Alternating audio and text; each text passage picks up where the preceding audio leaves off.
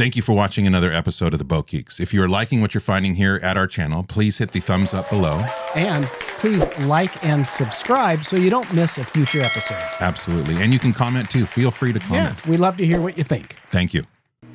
So the boat that I have, my main boat still after all these years, I think the boat's been in the water about 12 years, is Robert. It's an Ian Outred design called an Arctic Tern. It's 18 feet long, about 5 feet wide. And I'd say it's about 60% sailing, kind of 40% rowing. And it's a boat that you can row at about 3 knots. Yeah. Wow. And, even when it's fully loaded, right? It's super fast. It'll hold an anchor. It'll hold all your camping gear for 3 weeks, as I later learned. All your food, 5 gallons of water. It'll do all that. And there's still a coffin-like space where you can sleep on it. Which is actually kind of comforting when you're in that space. I know, totally. And in fact, I follow some YouTube channels of people that do this exact thing. Nice. They'll do it on lakes, they'll do it on rivers, and they're just, and it's one person, and they can sail, they can row, they sleep on the boat. I love it. It looks so fun. From the Port Townsend Wooden Boat Festival and recorded in the Fisheries Supply, live from the Wooden Boat Festival stage, it's the Boat Geeks with Darren and Daeron. We're the Boat Geeks, whatever floats your boat. We're the Boat Geeks. Welcome to another episode of the Boat Geeks podcast, special edition coming to you live from the Port Townsend Wooden Boat Festival 2024. I am your host, Darren. And I'm your other host, Darren. And we are in the Fisheries Supply live from the Wooden Boat Festival stage. And our guest this morning is the columnist, I guess we could say, for 48 North magazine, Close to the Water. And it's Bruce Bateau, who writes about small boat cruising, which a lot of people are really very interested in. Now, Bruce, welcome to the podcast, first of all. Thank you. It's a pleasure to be here. Thanks for having me. This is an awesome topic. Darren and I love everything about boats. We love any boat that floats, but we are cruisers. That is our primary love of boating. Yeah. Now, I don't know where the line is, where it goes from small boat to large boat cruising. And I assume our boats, 40 and 46 foot, are probably considered large boat cruising. Maybe. Do you like or not like the term pocket cruiser? I'm ambivalent. I figure if you're out there doing it, who cares? It's all yes, good. Okay. Right? So there's all these distinctions. They help people understand stuff. Right. But cruising, to me, is cruising. You are going to put your stuff in a vessel. Yeah. And you're going to get yourself someplace that's exciting to you. Yes. And whether that's in a human-powered boat, a wind-powered boat, a dinosaur-powered boat, it all works. Yeah. I like that, dinosaur-powered. Okay. But you brought up a really good point, and that is, where is the line drawn? I mean, your opinion. What is a small boat, and when does it become not a small boat? And of course, we know this isn't a hard line and a hard rule, but for you, what do you consider? I think small boats definitely fall in the realm of trailable with the family car. Yes. Good. Okay. Yeah. Because, there are some smaller boats, I'll just say in the range of what the average boat is, that you need like a Ford F-150 to tow around. Okay. And that's not the average family's car. Yeah. And I think the nice thing about my definition of small boats is they're open to a wider range of folks who maybe aren't ready to make that level of investment or don't want that lifestyle. Right? So I bought a 12-foot dinghy and a tent cover. Yep. Small boat cruising. All right, there you go. Totally works. So what is your background with boating, and where did you fall in love with small boats and cruising and so forth? What is your history? Yeah. So as a kid, I lived some years in Florida. My family had one of those kind of fish and ski boats, small fiberglass thing, big motor, zoom around, catch things. Right. Yeah. Fall in love with just being on the water. And as a kid, you don't think about what it takes to maintain a boat, launch a boat, whatever. Insurance, what's that? Exactly. Right. But that was all good fun. And then went through a long period where it was like just doing life, right? Not thinking about boats at all.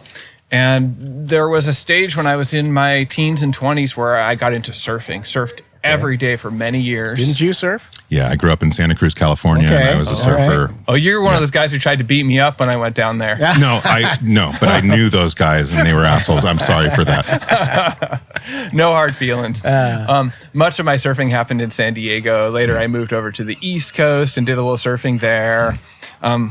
Won't get into those details because it's a whole. Some people will say a surfboard's a boat. I'm not going to vote on that today. Well, but what I will say is there came a point where surfing was not a daily part of my life anymore. Sure. Ended up in Portland, Oregon.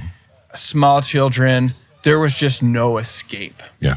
And one day I was riding my bike on the waterfront path along the Willamette River, which is the smaller of the two rivers in Portland. And I noticed all these little boats out there, and they were zigging and zagging back and forth. They weren't going anywhere necessarily, but they were moving, and they looked like freedom. Yeah. And so I went down to the club there, Willamette Sailing Club, friendly bunch of folks, very focused on racing. And I could not afford a boat, and I could barely afford the membership fee. But then the guy said to me, if you come during the December boat show, we've got a new guy registration discount. And man, I saved a lot of money so I could get my $400 whenever that was 20 odd years ago to join the club. Wow, yeah. And it seemed like a big deal. Now I look at it and I was like, that seems like a reasonable price. But when you're in your 20s and you got little kids at home, man, every penny's just going away. Yeah. Anyhow, I found a guy who was selling a laser sailboat. If you don't know those, they're like 12, 14 feet long, single sail, kind of high performance racing. Seen a lot of them around, yes. And they're a blast. They were the closest thing to surfing that I had found unintentionally. Yeah. The guy who was selling the boat was exactly my size, former surfer. Even the gloves fit me, right? Oh, so man. it was perfect, and he was so Destined. happy to sell this to me for $1,000. Yeah. And again, that was a huge amount of savings for us at the time. Oh, for sure. And so I got someone with a pickup truck to haul it down to the club, and I started sailing them, and I really loved the sailing. I loved, I put on my wetsuit. It was just like surfing again. And the racers down there sail most of the year. And that was perfect for me because I didn't care how cold it was. I wanted to get out there and get wet and feel the wind and get charged up and just escape for a little while. And I loved the sailing. But I did not care at all for the competition, and it scared the heck out of me remembering all those stupid right-of-way rules. Yeah. Which now make more sense to me, but at the time it was like port tack, starboard tack, over early, just all these terms. I just want to go where I want to go. Yeah, and I did that for a year or so, and then one day I asked one of the guys who was sort of a mentor down there. I was like, "Do you ever like sail down to the bridge and come back?" And he looked at me and he was like, "What would we do if the wind died?" And at that point, I knew I was sailing the wrong boat. I didn't know where to go next. Yeah.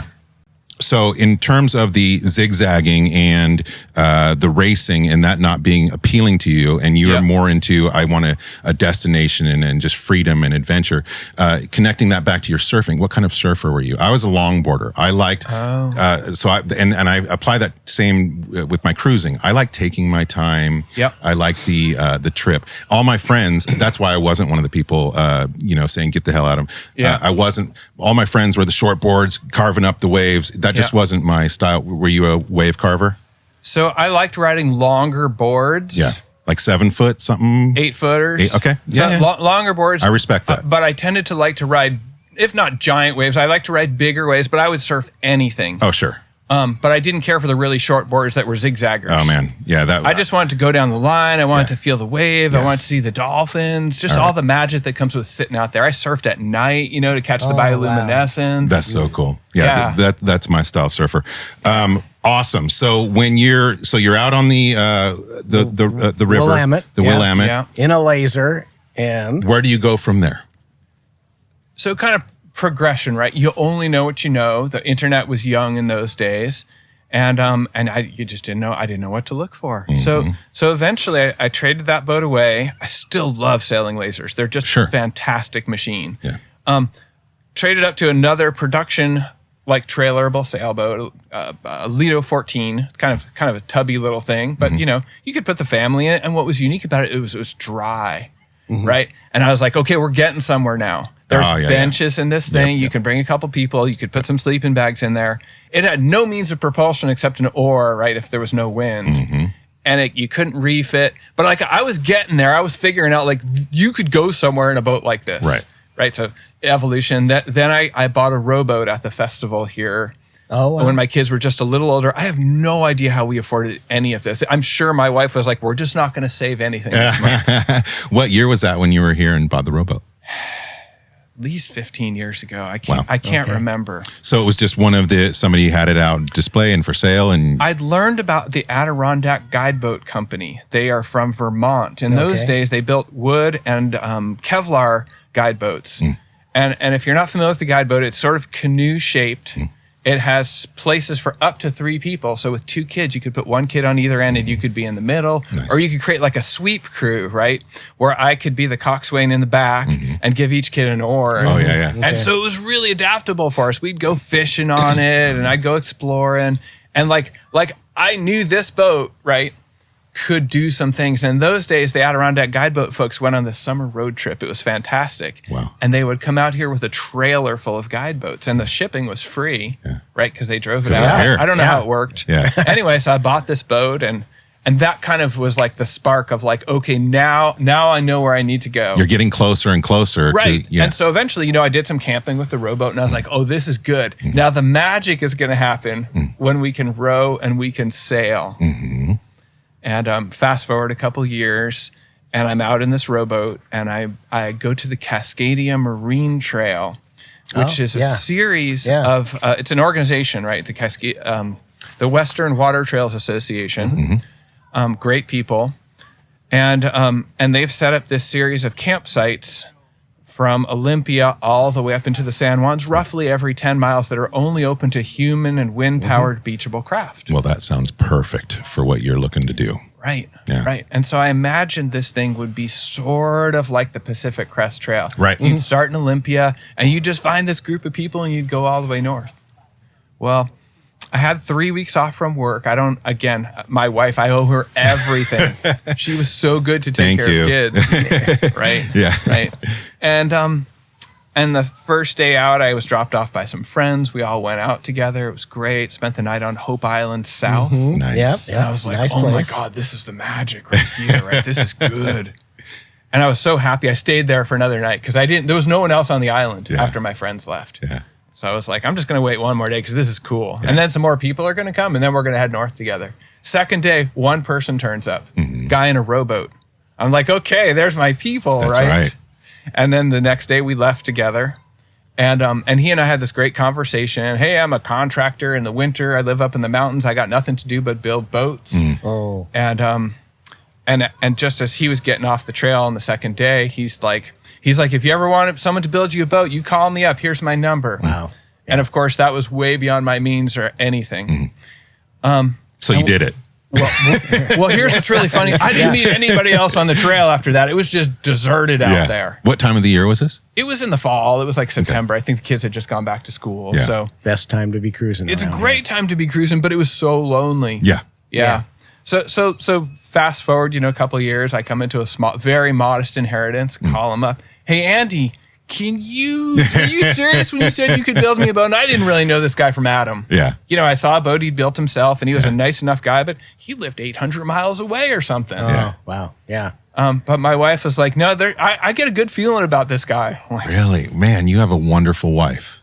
Yeah. You really do. oh, yeah. Yeah, you come into an inheritance and it's going right into a boat. So what did he say? He said, heck yeah, I want to build a boat. And he wanted to build. Nice. We'd kind of talked about some boats. He introduced me to things that weren't on my radar screen before, right? Things I just didn't know about or like I'd heard about, but it wasn't really real to me. Like what? He introduced me to some of the John Welsford designs and some of the Ian Outred designs in particular. Those are the ones that we were kind of fascinated with because they were small, they were designed for cruising, they had oar and sail power, right? They had all these things that made it self-propelled, that seemed seaworthy. There were a lot of designs out there that were really pretty and sleek. They were either wet or we were just like, I don't know if that's a safe design. And he had built boats before. Right. Like bigger boats too. And so it was like, I'm going to kind of lean on Andy, but the Outred boats, they're very sleek. They're double-ended. They're based on fishing boats and historic fishing boats. Okay. And they just had this salty look that I Yeah. was like, that's what I want. I'd met a couple of other sailors who had these boats, and they were doing the adventuring I wanted to do. They were heading north. Yeah. They were camping out for days on end on the boats. Yeah. And the goal was like going ashore is super part of the fun. But when you have a small boat that can go ashore, it can anchor out and you can sleep on it, you've moved into this whole other realm. Yeah. Yep, Yeah. yep. It's just giving you options, right? So you can obviously still do whatever you want. If you want to get off and camp on shore, you can. But what was special about the design that made it more comfortable and gave it that usage of being able to sleep on the boat? Yeah, so the boat that I have, my main boat still after all these years, I think the boat's been in the water about 12 years, is Rowbird. It's an Ian Outrid design called an Arctic Tern. It's 18 feet long, about 5 feet wide, and I'd say it's about 60% sailing, kind of 40% rowing. And it's a boat that you can row at about 3 knots. Yeah. Wow. And, even when it's fully loaded, right? It's super fast. It'll hold an anchor. It'll hold all your camping gear for 3 weeks, as I later learned. All your food, 5 gallons of water. It'll do all that, and there's still a coffin-like space where you can sleep on it. Which is actually kind of comforting when you're in that space. I know totally. And in fact, I follow some YouTube channels of people that do this exact thing. Nice. They'll do it on lakes, they'll do it on rivers, and they're just it's one person, and they can sail, they can row, they sleep on the boat. I love it. It looks so fun. Unfortunately I dove in my first boat 40 feet. So but I'm working backwards now. We both fantasize about smaller boats. Yes. now. Yeah, absolutely. Yeah. There's a balance there, right? Yeah. You get something, you trade off something. My experience has been that the smaller boats, for a single person, tend to be used more. True. Right? I feel like if you got more humans, that ratio can shift. Oh yeah. But so I have a 40-foot boat. Barely used it in 4 years. It's been just throwing money, and I'm fine keeping a historical boat. It's a 1946 Matthews. Yes. So it's taken a little work. Yeah, it's taken a lot of work. It's a thing of its own. It's totally fine. No regrets. Keeping a piece of history alive. But you're absolutely right. The best boat is one that you're going to be able to use and that you're going to get out on, right? So the Port Townsend Wooden Boat Festival, an annual celebration every September, the weekend after Labor Day. Hundreds of incredible wooden boats, an amazing slate of seminars and workshops, and fun activities for all ages. The Port Townsend Wooden Boat Festival, a project of Northwest Maritime.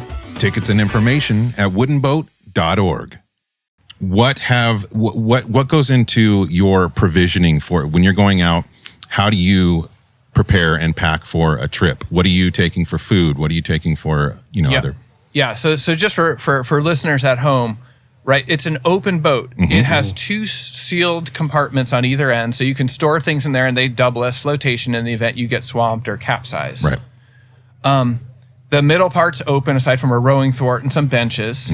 And then so you can put stuff anywhere inside that boat as long as you have access to get to the main mast to raise and lower the sail. And then there's kind of a cockpit area in the kind of center aft part where you need clear just so your sheets don't get tangled on stuff. Sure. Outside of that, you have a lot of flexibility. So you can take some luxury items you're not going to take backpacking. You can take stuff you're not going to maybe take in a kayak. Yeah. But I tend to like to eat kind of real food, like food that I might eat at home, but also simpler food. So like in summer, I'm going to take a bunch of tomatoes. I'm going to take some hard cheese and put it down in the bilge.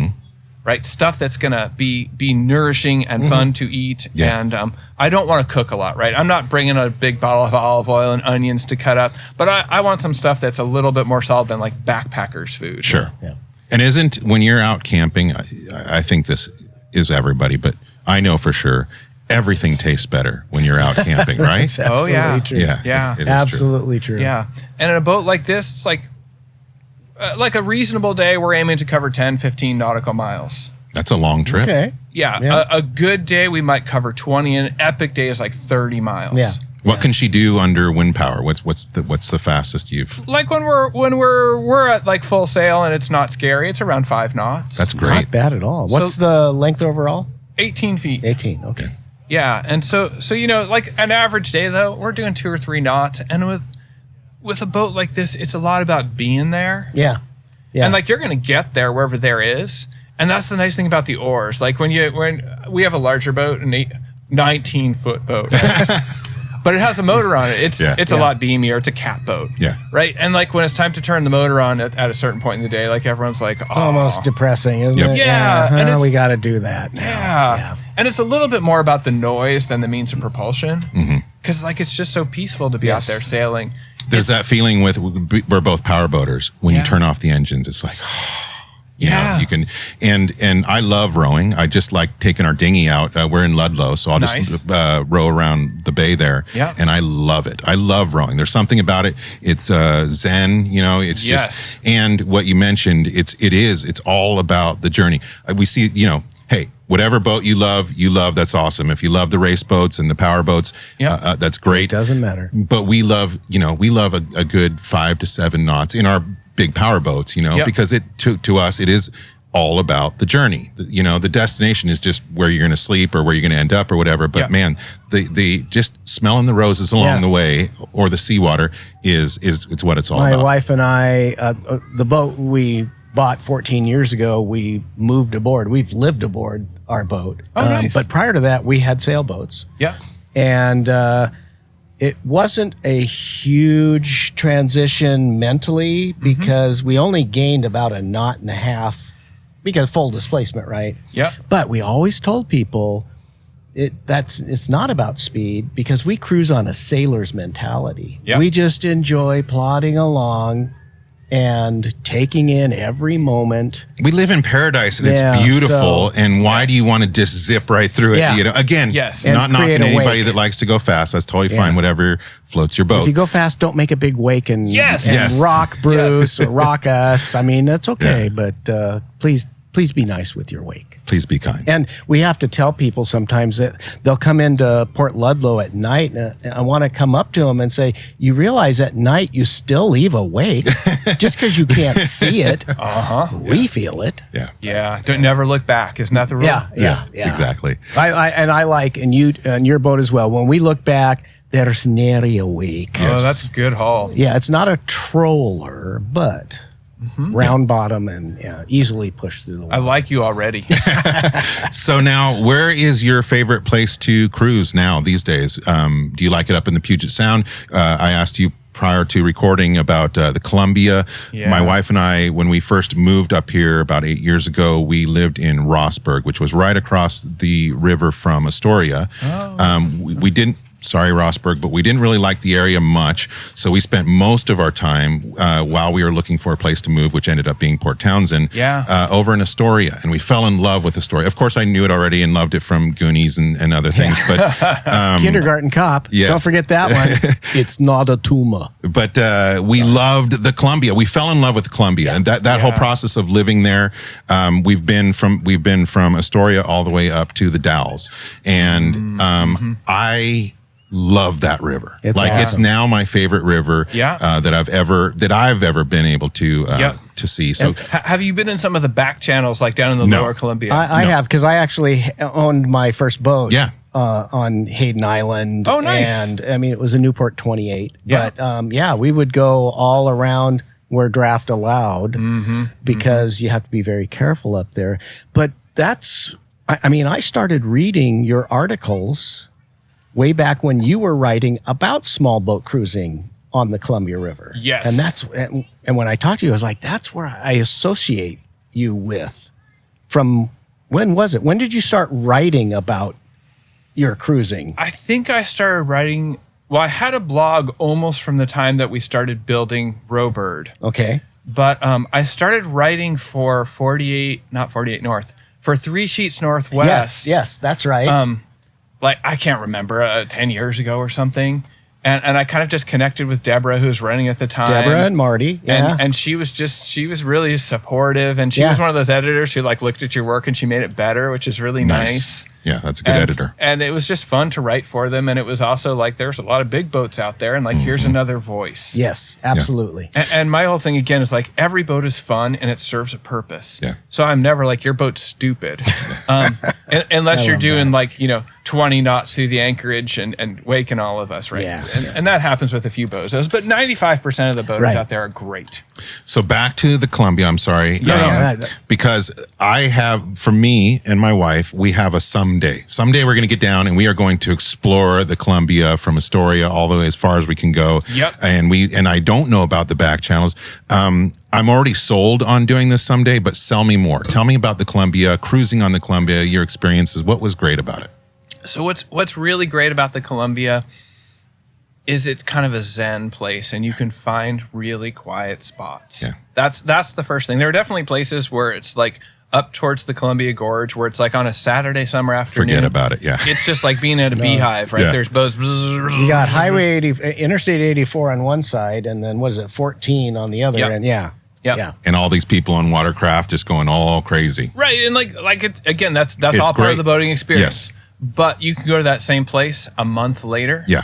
And you can have it all to yourself. The spires of rock sticking up out of the river. You can see Cape Horn and the waterfalls falling down. But where my favorite spot on the Columbia is the river kind of makes a big S curve a bunch of times, and then it comes down as it flattens out right near Cathlamet, Washington, at about River Mile 40. It kind of creates this kind of big hourglass shape. And that's where there's a main channel on the northerly kind of Washington shore for like ships and deep draft vessels. And then off to the other side, there's 10,000 acres of National Wildlife Refuge. There's channels and sloughs and just these little backwater spots, these ancient kind of settlements, for lack of better words. Yeah. And there's a few local boats back there. They know how to get through. There are some, if not dredge channels, they are marked. Right. And then there are places, if you have a thin water boat, that'll float in a couple feet of water or maybe more, but you don't mind getting dried down or hitting a sandbar, there's so much more out there. Oh, yeah. And so when you go into these areas, there's some human history. There's some natural history that's pretty impressive. And there's this mixing of all these different things, culture, nature, and you can have it all to yourself in the summer. It's fresh water. You can swim in it. And Sold. I know. you can have an anchorage to yourself for days on end if you wish to. Yeah. And yet at the same time, you can pull into a really charming marina in Cathlamet. There are some places further upriver that have these really funky marinas that are ceasing to exist around Puget Sound because they're priced out. There's character there still. Character. Yes. That's a good way to describe it. And there's a sense of adventure because some places, everyone's looking at their chart plotter. Even if you're looking at a real chart, it's pretty clear cut. It's like there are not a lot of surprises out here. The conditions are their surprises, right? But navigationally, there are no surprises. Right. And down there, it's like, no, you're active, you're involved no matter what craft you're in because there's logs, there's shoals, there's sandbars, there's just And it changes And constantly, they are right? changing, yeah. yeah. There's stuff underwater there from like 1900s, I'm sure, of like people just threw in. So I have a friend with a little houseboat down there, and he loves diving down into the river and dredging up bottles. Oh, wow. 'cause Yeah, it we was were like- just talking about collecting bottles. Yeah, there's all kinds of junk down there. I used to be in antiques, and those old bottles just sell well constantly. Oh yeah. I learned to sail on the Columbia River. yeah. And Which part? right off of northeast Portland, like yeah. 33rd. Right it was- between the highways. Yeah, well, it was an ASA course, Yeah. right? Basic keel boat, and Yeah. the guy ran it out of his, floating home. Nice. But anyway, and then got my first boat. I bought another boat, and all there on the Columbia. So I spent a lot of time. In fact, I'll have to get you, if you still have a VHS tape player. I made a cruising guide to the Columbia River, Nice. like in 1999. Fantastic. From Warrenton Yeah. to Beacon Rock State Park. And I went into all the marinas and showed you what was there and stuff like that. It was That's on awesome. VHS tape, though. I still have a couple copies that'd be left. So fun. I had some experience, and then I moved up here, and then I started reading Bruce's work about those things you just talked about. And I'm like, oh, Yeah. damn, I missed all that. I mean, I knew it was there, but you look on the chart and like, well, I have, a 5'6" draft. I can't go in there. Right. But in some places, like Sam McKinney has a book about cruising the Columbia River, and he notes like places where he's anchored out for days on end. And like there's also towns for deep draft, like there's Ilwaco on the North Shore. Yeah. And they're kind of working class places. And I think sometimes people get real yachty and they're like, oh, I don't go there. We love it. Ilwaco is one of our favorite places to stay. That's I dock awesome. walk every single night there. It's just, I love Ilwaco. And it's like the folks are friendly, they're welcoming, Yes. it's interesting, and it's unvarnished. Yeah. And to me, that makes you into a traveler when you show up at these places and not necessarily a tourist. Yes. Right. Right. You're there to experience and partake and engage, and it just makes it so interesting. Yeah. And Yeah. that's kind of what keeps me coming back. We lived in Friday Harbor, and my wife lived in Bayfield, Wisconsin, tourist spots, right? And she had a saying. She says, there's a big difference between a tourist and a traveler. The tourist leaves their manners at home, but the traveler travels with their manners. Well said. And so I've always thought that that's pretty applicable even to us cruising and boating wherever we go. Yeah. So Yeah, for sure. For sure. Awesome. So now, I did front load that question. I said, where is your favorite place to cruise? Now tell me about the Columbia. That may not be your favorite place to cruise. So where are some of your favorite places to cruise? I will say I love the Lower Columbia just because it's so special, especially in the fall. But my favorite places that I've been in the boat are north. Give me salt, give me rocks, give me strange marine creatures, and especially big marine creatures, and I'm going to be really happy. So what have you seen while you're out there? But I'm sure you've seen some orcas. everything, right? Oh yeah. So one of my favorite trips is I had a sabbatical from work in about 2018 or 2019, just before the pandemic. And a friend trailered my boat and myself all the way to the north end of Vancouver Island. Oh, wow. Dropped me off in Port O'Neill. Port Hardy is McNeil. not. Port McNeil, yeah. Yeah. And basically said, see you in a couple weeks. Nice. And so I headed out into the Broughtons there. Yeah. It's an archipelago of dozens, if not hundreds of islands. Our favorite place. Yeah. I one of my favorite books, The Curve of Time. Yeah, she tells it so well. Yeah, and that just super inspirational for me someday getting up there. But I can imagine that must have been amazing for you. For the small boat cruiser, though, I mean, It's a whole different experience. Gosh, you could spend 10 years just cruising around Yes, you could. the Broughtons alone. Yes, and so I kind of, I bought a Wagner guide, great book. Yeah. And I also took a kayaker's guide by a guy named John Camantis, The Wild Coast. Great. And when you have these two books, it's almost like they're writing about two different places. Yeah. And The Wild Coast talks a lot more about natural history. It talks a lot more about the details of the currents. Because in a bigger boat, you're going to turn the motor on and you're going to try and work with the currents, but you're going to power through it. In a little boat like mine, no, you're not going through there. The currents up here, people have no idea that aren't from here. Yeah. Correct. And up there are subtleties about even like there are things that twist around islands that a bigger boat you wouldn't pass by, but I'm going to go through that passage. And so like not far from Port McNeil, I went through Canoe Passage, which a big boat would never go through because it's choked with kelp.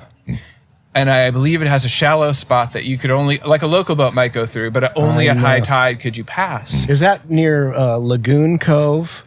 It is It's north of there. Okay.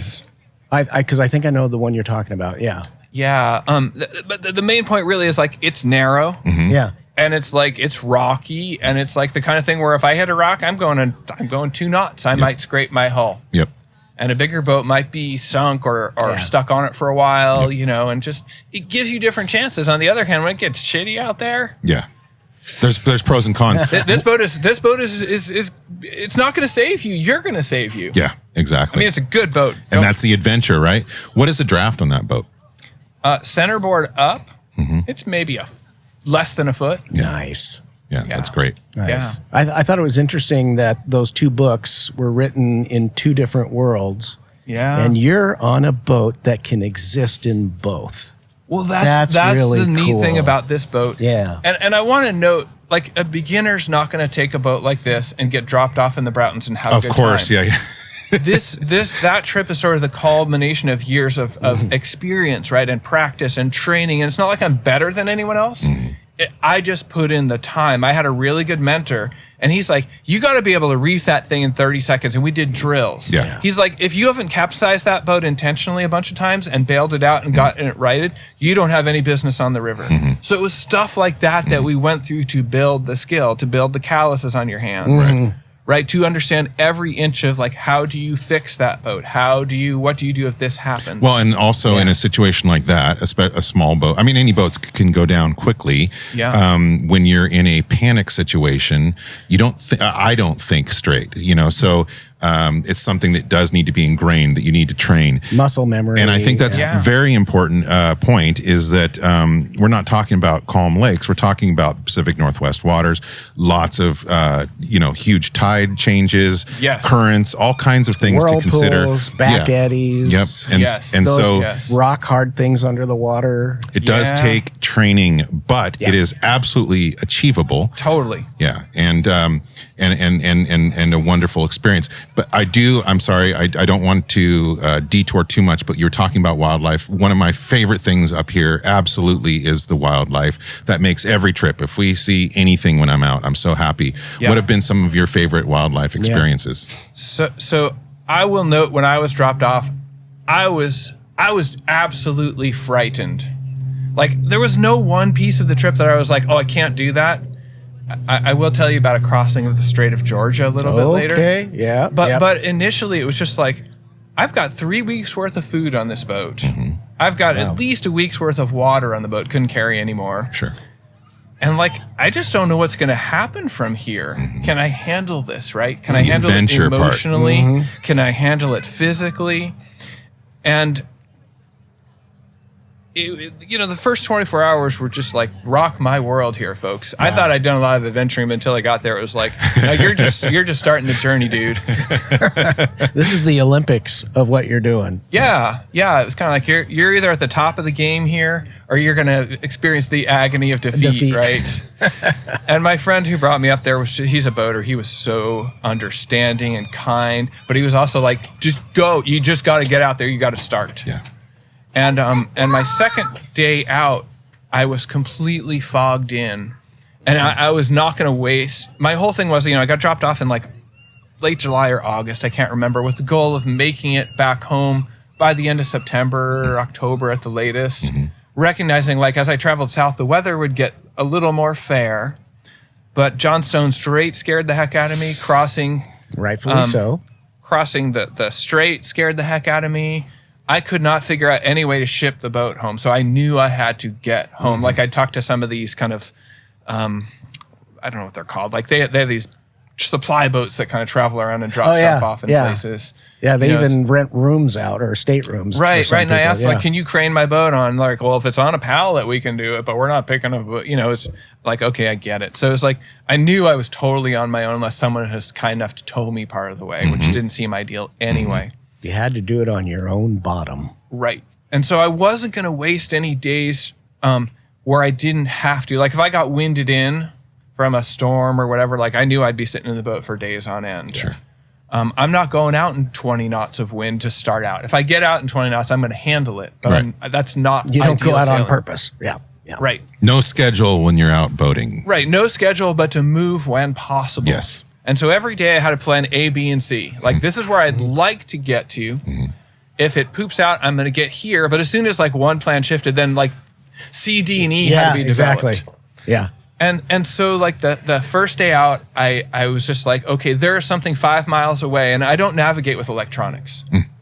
I had full-sized paper charts that were, like, the waterproof material. Yeah. I got them printed somewhere.